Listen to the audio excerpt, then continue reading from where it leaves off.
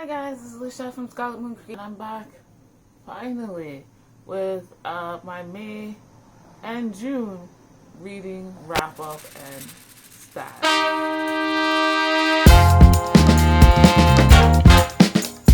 So it's been quite a while. Before I get into explanations, which will be quick, I quickly want to add the usual warning: my window's open. So there might be some ambient noises like cicadas or passing cars, people talking. Also, they're still doing construction across the street from me at this school. It's been over 10 years now, so you guys should be used to that. That being said, I will try my best to edit out the majority of the ambient noises, but I can't say I'll get it 100%, and we all just have to deal with the cicadas. That's just 2021 for us. So, my absence was due partially to technical issues. I have not been able to update my spreadsheet, my reading spreadsheet, which is how I get the stats together, and then my reading was kind of failing. The spreadsheet I couldn't update because I have it on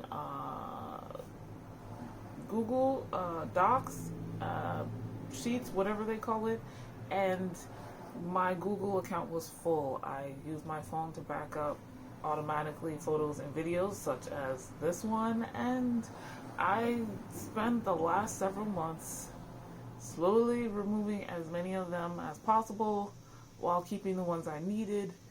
And only recently did I clear out enough to make any space at all.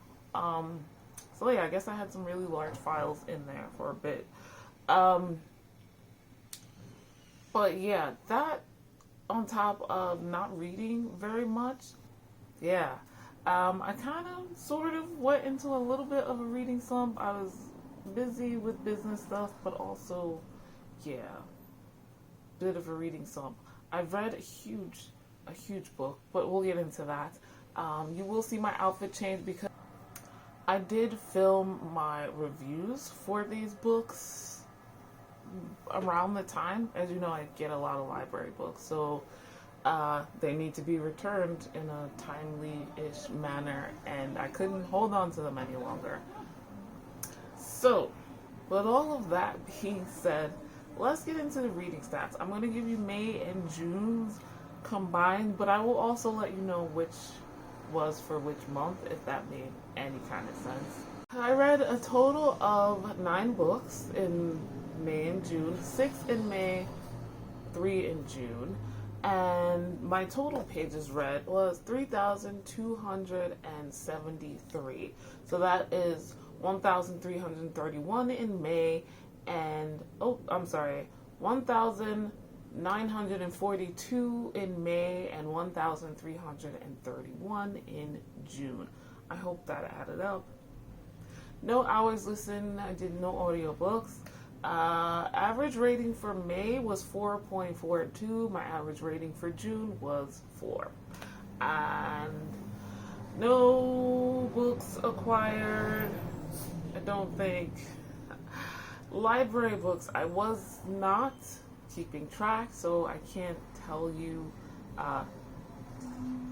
unfortunately. I also read no own voices, so we need to work on that.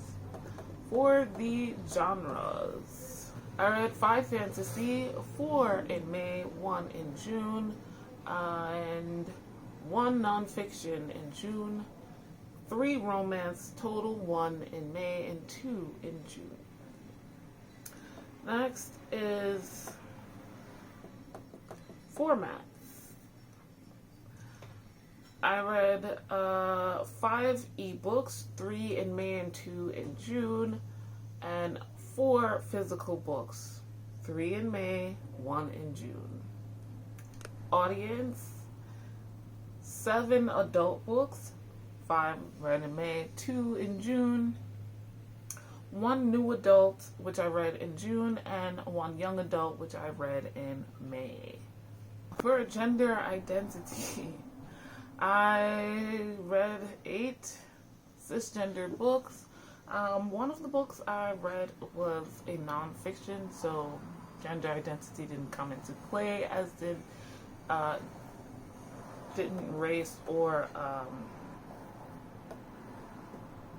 sexuality, that kind of thing. I feel like, before I move on, as far as age goes, the audience age range, I put that where that nonfiction book where I thought it fit best, like what's the most accessible. It's not, I think, for young adults and up, not really a children's type of book. But anyway, back to the identity. Racial identity. I read 4 books with mixed characters, and 3 of those were in May, and 1 was in June. And in particular, let me look, because I know. So the mixing was more for all of these, actually, because characters had the 2 main characters were of different racial races and ethnicities. In one case, the guy was Hispanic and the woman was indigenous. Situations like that. One book was actually had a large main cast, and everyone is a different race. So that was all of those situations, rather than the characters in themselves being mixed. In May, I read 1 book with indigenous main characters, and that always comes up for this series. I'd like to read more. I also read 3 books with white main characters. That's 1 in May and 2 in June. Now, as to sexuality, sexual identity, I only read 1 book in May with a pansexual main character, and that's it. So kind of light on the diversity these 2 months. Authors, I read a total of 1 book between both months where I had a new to me author, and 8 books where the authors were not new to me. The types of books, I read 1 standalone in the month of May, and 8 series in both months. 5 in May, 3 in June. Lastly, the ratings. I read a total of 4 5-star books. All of those were in May. 1 4.5-star book in June. 1 4-star book in June. 2 3.5-star books, 1 in May and 1 in June. 1 3-star book in May, and that's it. Those are my reading stats for the months of May and June this year. Let me know what you think in the comments down below. I would also say that July wrap-up and an August wrap-up will be coming soon, now that I have things together. I mentioned this, I think, in my April wrap-up, but it's definitely happening now.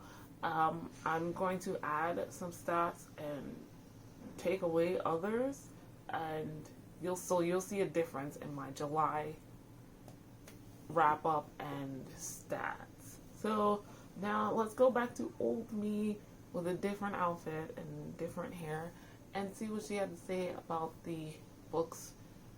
The last book I read in May, and the 3 books I read in June. The last book I finished in the month of May was Royally Matched by Emma Chase. This is a contemporary romance novel. The trope, I guess, this is a royalty book. This is book 2 in the Royally series. I think it's the Royally. And I read book 1, I think last month or maybe the month before, as part of the Swoon Sisters book club, and I wanted to continue. So in this, we're following Henry, who is the younger brother of Nicholas in book 1. No spoilers, so I won't say, but he is a royal prince of Wesco, yes, which seems to be like this, well, it is an imaginary country, but it's like this amalgamation of England and Scotland, it seems like. Maybe a little bit of Wales thrown in there. So yeah, Henry is like the wild child, kind of the bad boy. He's dealing with issues, some of which stem from the same things that Nicholas was dealing with, the death of their parents, and the burden of being royalty. The premise is basically that Henry is rebelling a little bit, and he decides to secretly team up with these producers for a reality show, a dating reality show, and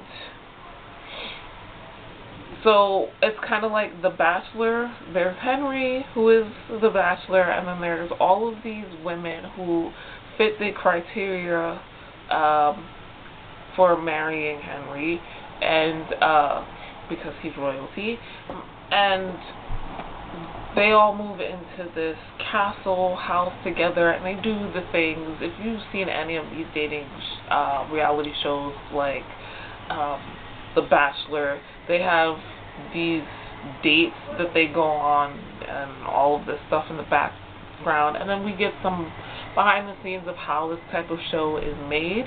And then we have our female main character, Sarah Von Tightbottom. Yes, that is literally her name. There's some middle names in there as well, but that doesn't matter. Sarah is more reserved. She is more quiet.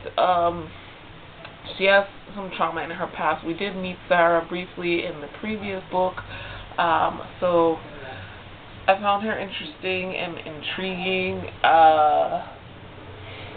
The trauma was not what I was expecting, and then how she was coping with it, and the what's the word? I guess traumatic responses, her triggers, that kind of thing. It was all a little unexpected, which I liked. It was just a little bit different. She had some PTSD, so they were cute. I liked it. It was a slow burn. Henry is super flirt, same as his brother Nicholas.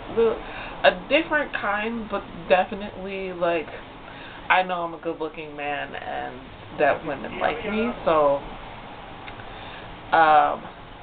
just that confidence. I liked the ending. I wasn't expecting that.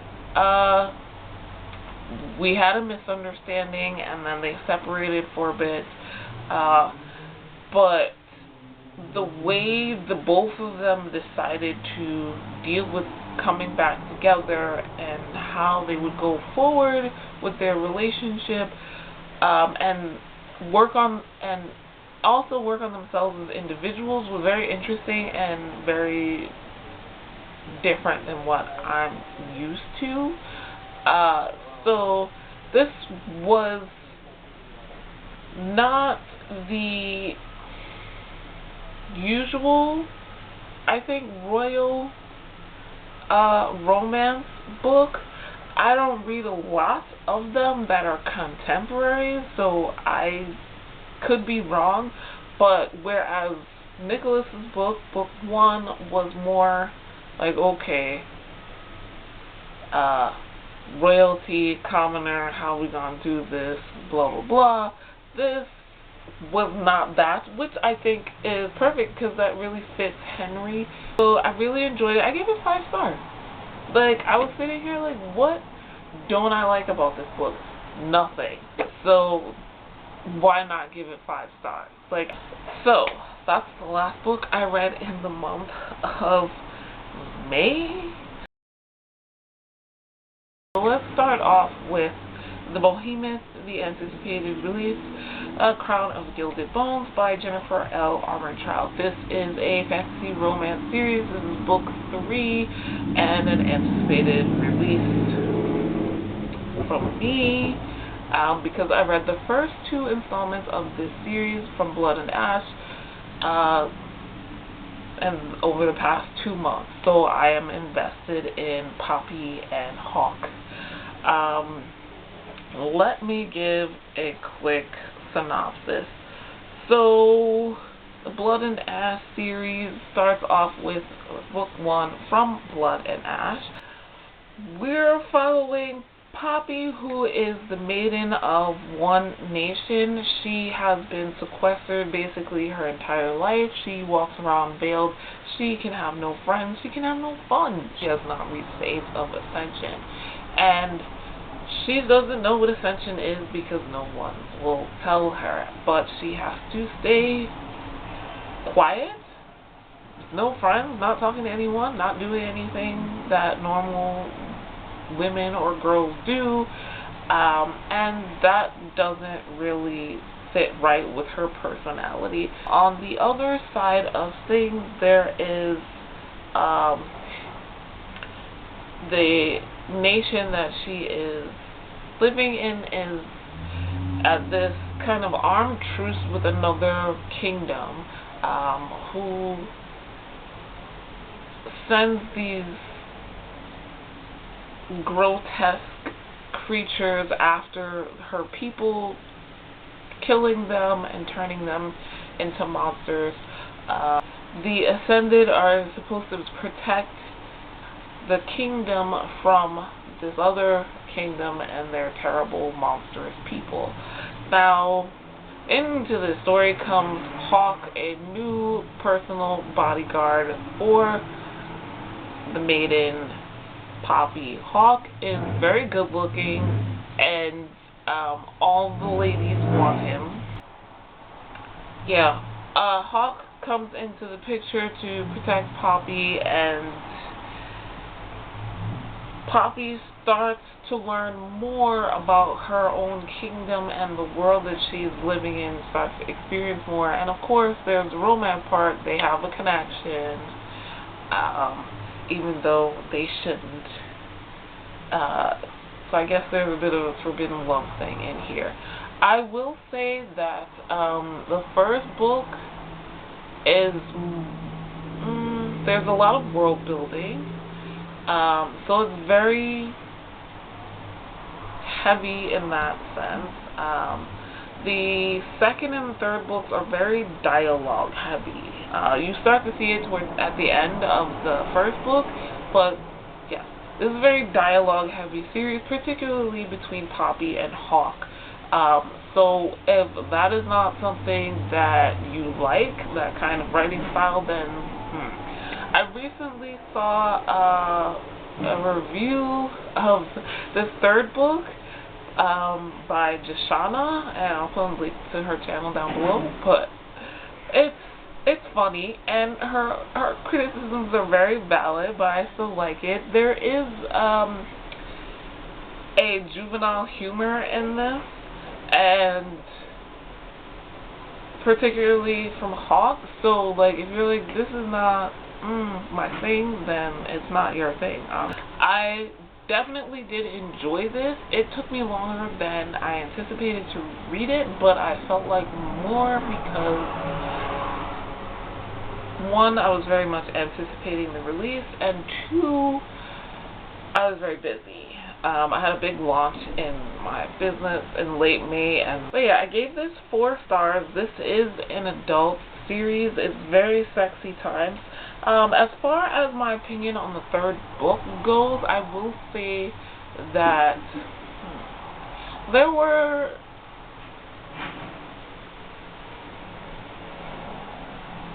some points where I thought, oh, is this slowing down? And I guess it is. It is very dialogue heavy, but I like the back and forth between Poppy and Hawk.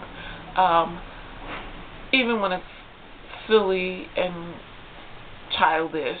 But, yeah, I like that Hawk is very much like do or die for Poppy. And I like that they discuss things. Even with their friends. The dynamic with the Hawk's parents was very interestingly handled, and we have some reveals in this that are just like, what? This is not a perfect book. I feel like there were certain things that could have been handled better. I'm not a writer, so this is just me speaking from reading experience.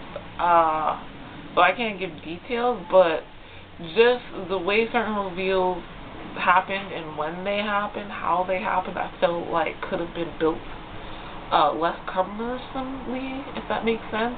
I would also say that I think the one in particular felt upsetting, but I don't know. Like, upsetting and like, why? Like, I was really pissed off at this character when such and such was revealed. Like, are you serious? And then the reasoning that they gave was just, that wasn't enough. How long have you been alive and you're still like this? So, but then, yeah, I don't know. One thing that has been an issue for me throughout the entire series is that there are a lot of very old people. There's a couple of races, I guess, that are very long-lived. They can live hundreds, if not thousands of years. And that sense of time is not really there for me. There's nothing about these certain characters who have lived like a couple thousand years that gives me that sense of age. Like, you've lived that long. I read quite a bit of paranormal characters in books because I like them. Even like the king and queen, not really giving me I've been alive 2,000 years kind of thing, and that probably played a part into why I was so surprised by reveal at the ending. But that's something I'll talk about in a second. But yeah, I need something that really grounds these characters, that makes them seem old to me, because really a lot of them is just like, yeah, but you're just giving me 30. Like, I just feel like you're 50 or 60 years old, not 500 or whatever the hell you're supposed to be. Like, it's not, and then there seems to be no character development in the hundreds or thousands of years that a lot of these people have been alive. And that takes me into the biggest problem I have with this book. There's a reveal towards the end, and it was revealed to us, the readers, as well as to Poppy, and to pretty much everyone in the room. And when we go back, the person who did not tell us, who knew, did not tell us, their reasoning was bullshit. So I was upset. I was just like, where is the caring? You have a family, and you knew this would be dangerous, and this information could save lives, and you still didn't tell us because of it. And that, again, falls also partially into, like, this is supposed to be someone who's been alive for I think it's like 2,000 years and at least, and you still like this after all this time. And the other person, the bad guy here, she's kind of similar, but she's crazy. So you're kind of like, okay, maybe this one is too. So yeah, but I do like the very, very end. Poppy is badass. I mean, she's pretty badass throughout, but she's more self-assured, more grounded in her I know who I am-ness, and she's ready to kick ass. So I'm kind of happy with the way things turned out in the end. Not that reveal, but everything else. So yeah, I gave this 4 stars, and I will continue the series. I'm looking forward to the spin-off, the first book of which is coming out in October, I think it is. Don't remember the name, but I'll read that too, and I do want to find out what happens in the next book from this series. So that's that book. The next book I finished in the month of June was Managed by Kristen Callahan. This is an adult contemporary romance. This is book 2 in the VIP series, and the reason why I read book 2, even though I have not read book 1, is because this was the Swoon Sisters book club pick for the month of May to fit the prompt / speak. Following Gabriel and Sophie. Gabriel is the manager of this very popular rock band. The VIP series is about, for the most part, the members of the band, but he's almost like family anyway, so he counts. Gabriel, and he is the manager. He's the stuffy, stuck-up, quiet, the broody, not broody, but grumpy part of this relationship and their lives. And he's like, in Korean dramas, the cold city guy. He's very closed off, very like, don't touch me, and business and nothing else. Cold guy in his fancy suits. But then there's Sophie, who is literal sunshine, and I enjoyed that aspect, and I like that trope. That's what it is, the trope of grumpy sunshine, a lot. So I was very happy reading this. They're very cute. Now, I feel like I lost a little bit not being able to read the first book, because this being Gabriel and Sophie's book, like, we're seeing things from their eyes. We have dual perspectives from both of them, and so obviously Gabriel doesn't see himself as a cold, unfeeling hard ass. He projects that for reasons, but that's not how he is in his head. And then we have Sophie, who, because of the way the book starts, doesn't really see him that way either. Like, she becomes aware of this persona that he has, but yeah. What do they call it? Excuse me, I'm about to butcher this Japanese word, but tsundere, I think. Tsundere, and it's like these people, normally guys, in Japanese fiction or dramas, they have this cold, hard outer personality, but are really warm and sweet once you get to know them. So yeah, that's basically who Gabriel is. Sophie comes in as a potential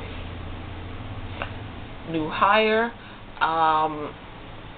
social media manager type, and there is some previous history. Sophie and the actual band members, that is suspect, But for the most part, the book is basically them getting together and figuring each other out and whatnot. It was cute.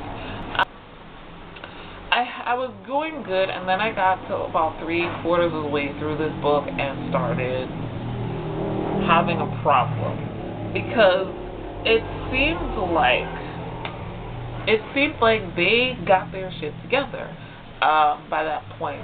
They both admitted to liking each other a lot and wanting a relationship and being open about their relationship publicly to their friends and family. They admitted their issues to each other, acknowledged their own issues to themselves, that kind of thing. So it was like, what is the rest of this book about? Please don't tell me there's going to be a sudden breakup at the last minute to throw in some last minute angst. And yes, there was, and that was irritating. Because honestly, other than the romance and relationship and personality, personal issues, every other plot line had been wrapped up. Now, there was something that was brought up at the beginning where, okay, the issue with Sophie and the band from the past, their past connection. But it felt like it had been dealt with solidly to me, but on the last second we got this character blast from the past popping up, and I was just like, and then the, of course, misunderstanding, and it just took away so much of my enjoyment. I did like that it gave us a moment between Gabriel and the guys in the band, because they are kind of like this found family, all of them together, and I like that they had an open moment there, because Gabriel's grumpy, not just with Sophie, but with everyone. So, yeah, that took it away from me, and I found it hard to finish the end of the book. But otherwise, I liked it.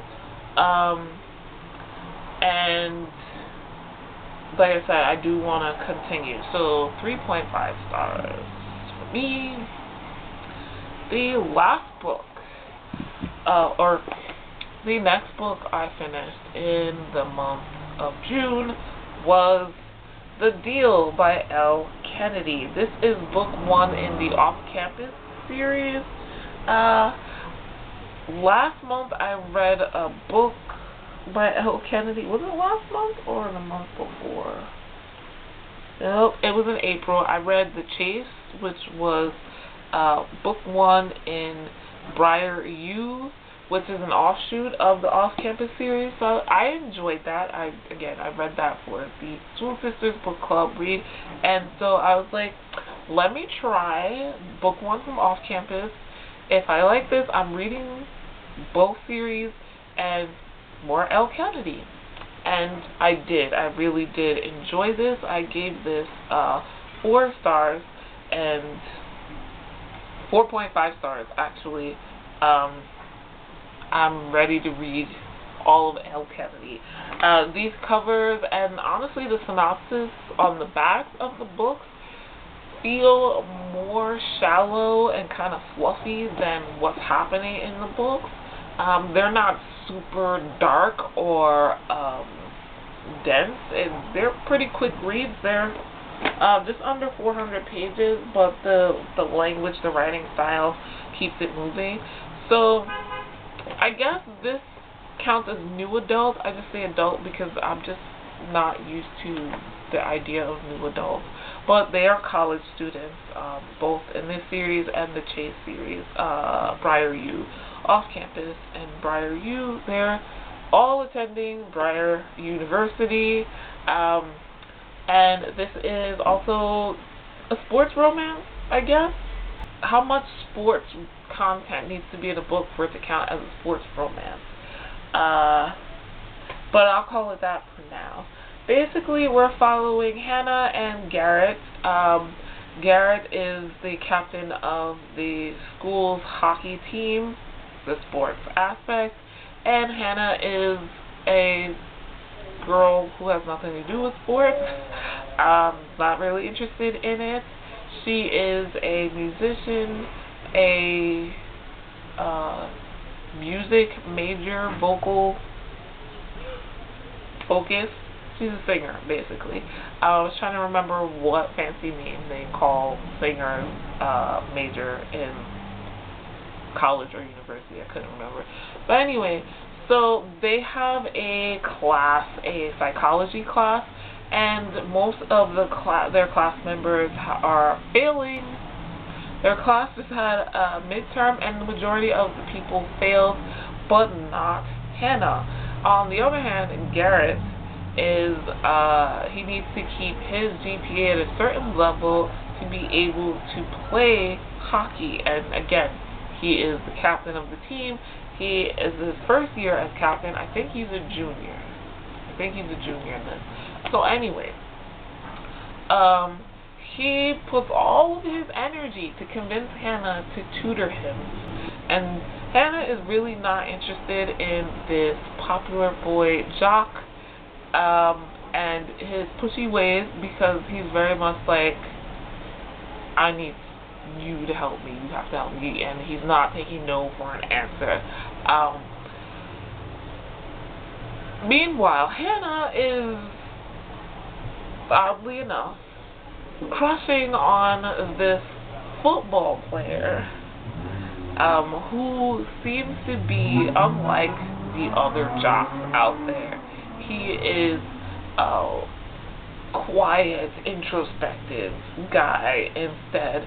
And so Garrett finds this out, and they come to an agreement, the deal, that he will help her and she will help him. He says that basically, if this football player sees that she is hanging out with Garrett and potentially hooking up, that he will be more interested because she is now unavailable, hard to get kind of thing.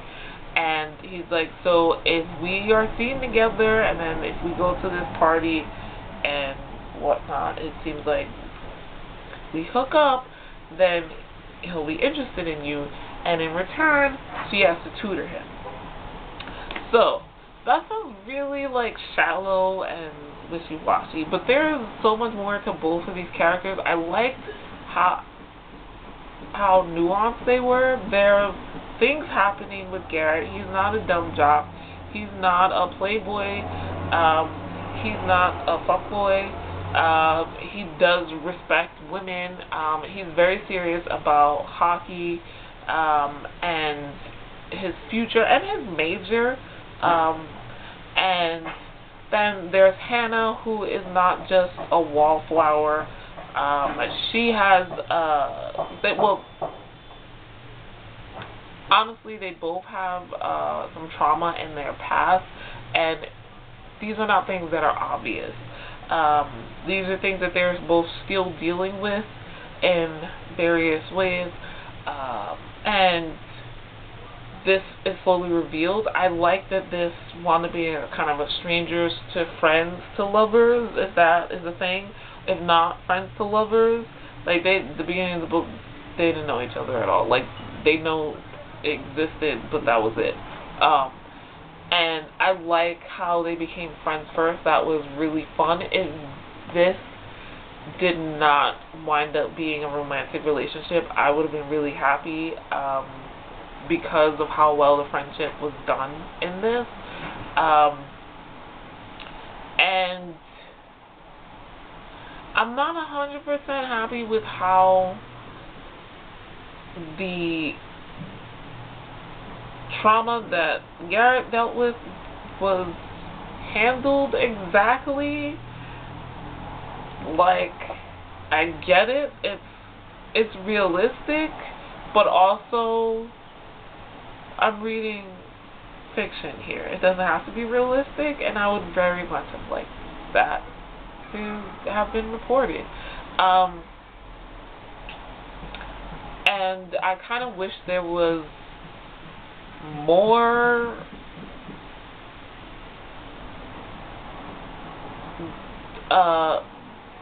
things dealt with for Hannah's side of things, but I keep forgetting her name because Garrett refuses to call her by her first name. He gives her a nickname, and that's how she's referred to for most of the rest of the book.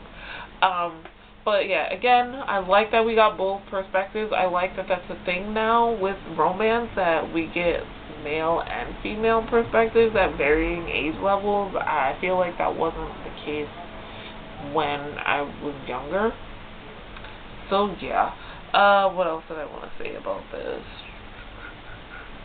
Oh, so I guess I should give trigger warnings. Because, yeah, so, rape, not on the page, but in the past it happened, and we're still dealing with that, and it's not a closed, well, it is a closed case, but the trauma of the rape is extended by the fact that no one believes her. She becomes a pirate in her hometown, and so do her parents. And yeah, again, realistic, not happy though. I don't think I'm supposed to be happy about that though. And then there is physical and verbal abuse, probably emotional abuse as well. Again, not currently on the page, but in the past, and it's happening currently to someone else, neither of the main characters. Again, we don't see it happen, so yeah, I enjoyed this. Will be finishing, like I said, off campus, and then continuing on with Briar U. I gave this 4.5 stars. Just slightly missing some stuff, but since it's a series, I'm hoping there might be some kind of closure on these things later on. I know Garrett and Hannah are mentioned in The Chase, which was the book one in Briar U, the offshoot series. So there's hope. Those were the books I read at the end of May and in all of June. Have you read any of these books? What do you think about them? Let me know in the comments down below. I'll put a little calendar emoji. If you would like to support me in the comments below, but you don't have very much to say, that little calendar emoji would be awesome. Like this video if you liked it, subscribe if you are new, and I will see you guys in the next recent reads where I wrap up and catch up. Thank you guys so much for watching. I'll see you in the next video. Bye.